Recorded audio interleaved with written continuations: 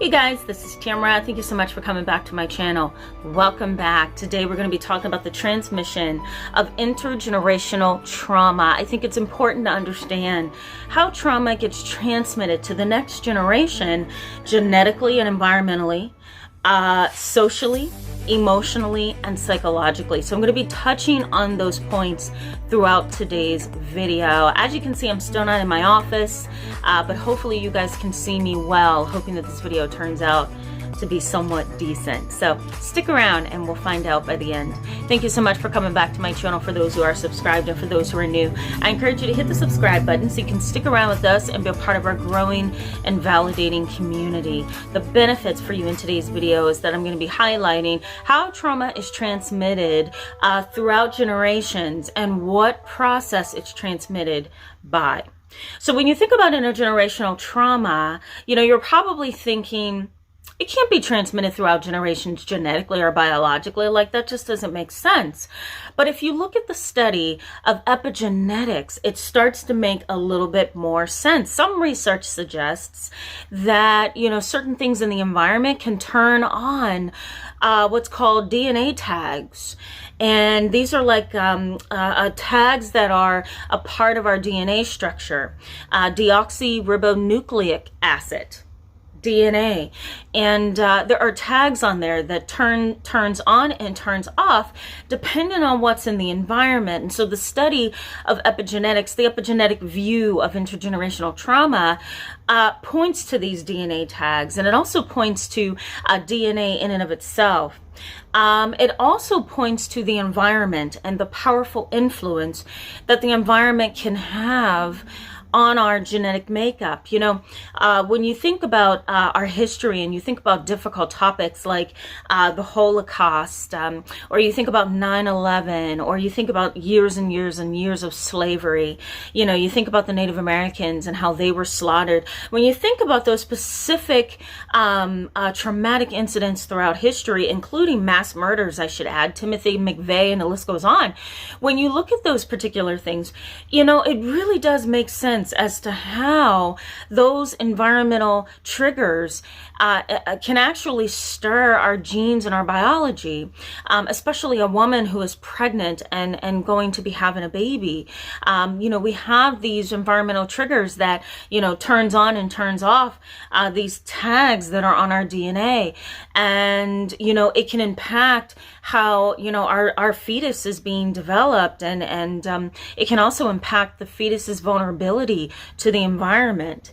And so that's why epigenetic studies are trying to figure out how powerful are these DNA tags, and when they turn off and turn on as a result of things in our environment, does that mean that the future is not going to look very positive for them because they're going to be impacted by the traumatic experience or the results of the traumatic experience? There's also studies on infants, attachment, and pregnant mothers, where we're looking at the hormone cortisol. We're also looking at the pituitary gland. We're looking at the adrenal glands. We're looking at the amygdala, the limbic system, and we're trying to figure out how does the cortisone hormone impact the mother as she's carrying the fetus.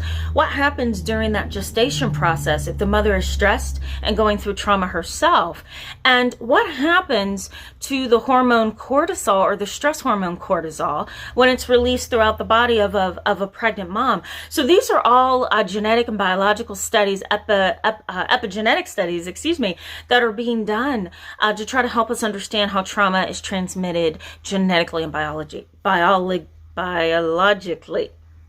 I have a virus today, guys, so my mind is really running slow, so I apologize for the stuttering. I probably should be in bed sleep. But so that's genetics, and that's the epigenetic view. All right. Now let's look at the view of collective trauma, and we're looking at the impact of social trauma. So here's what happens. You have an ethnic group, you have a group of women, a group of men, You have a group of Native Americans or African Americans. You have a group of veterans. They all belong to a specific category, right?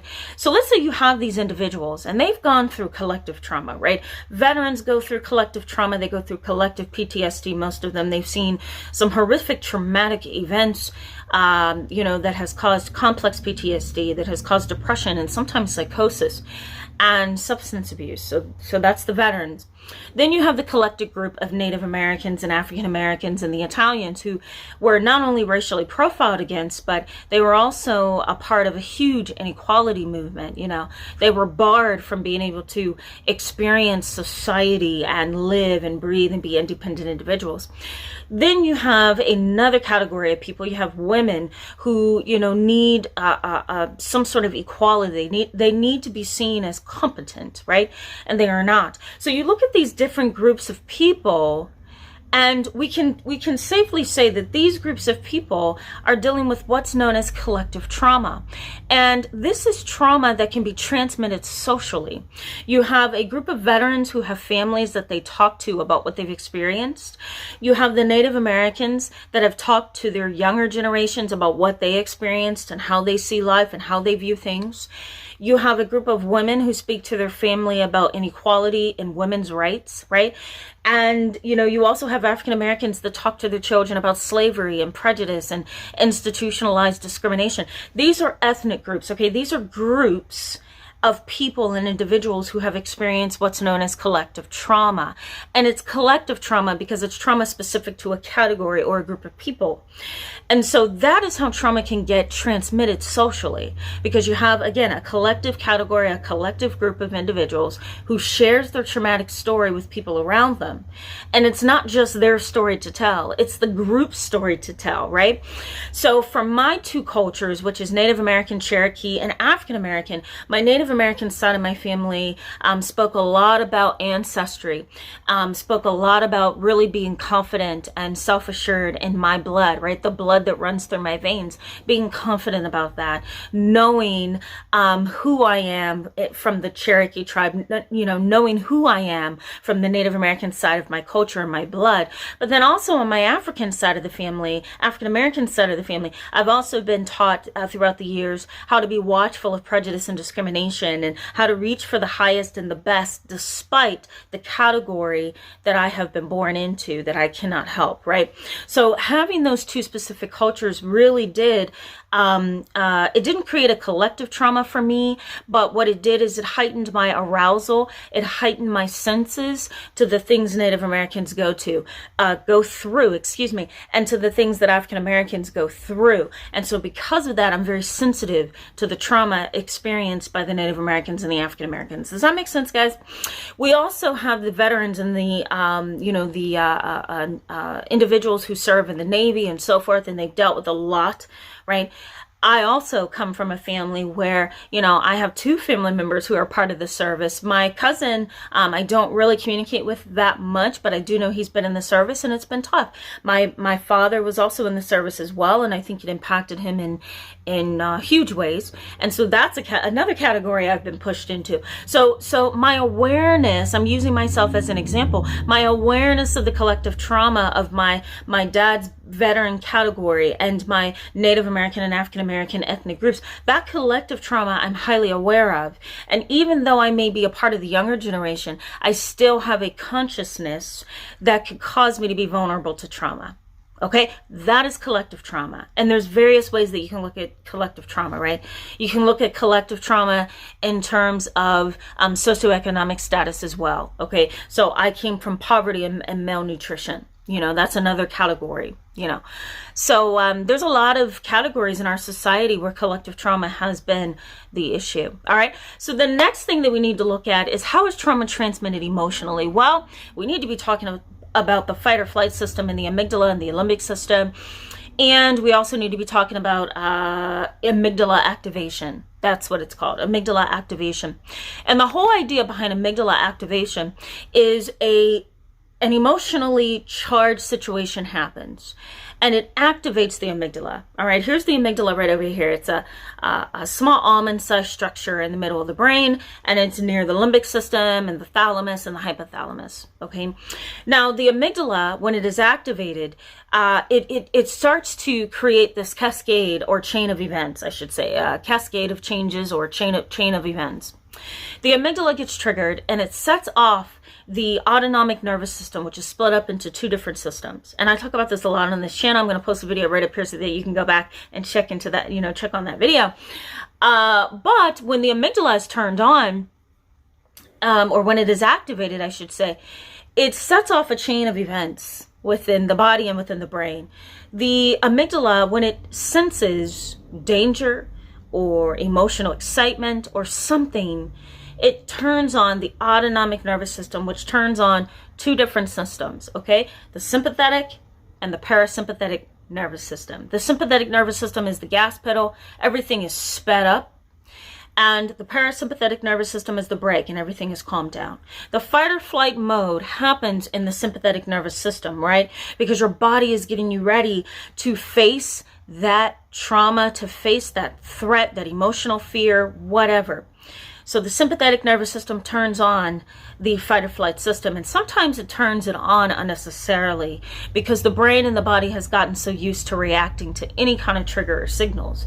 That is why veterans or people with PTSD struggle with flashbacks, because their amygdala and their sympathetic nervous system is turning on and flagging things and saying, hello, hello, hello, there's danger, when there really isn't, right? It's just used to turning on when it should not. So the amygdala activation is important for the transmission of emotional trauma.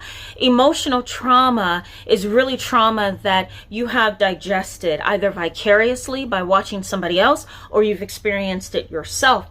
And it can be transmitted from one generation to the next, and it can cause amygdala activation. If you have heard various stories about a collective trauma, or if you have heard various stories of trauma from a family member, or you were a witness to domestic violence, or you experienced trauma in some way, you can actually transmit that, or it can actually become a situation where that older generation has transmitted it to you. And so now you are very, very sensitive to anything emotional or anything that triggers your amygdala to respond, your fight or flight system. All right. And last but not least is the transmission of trauma psychologically.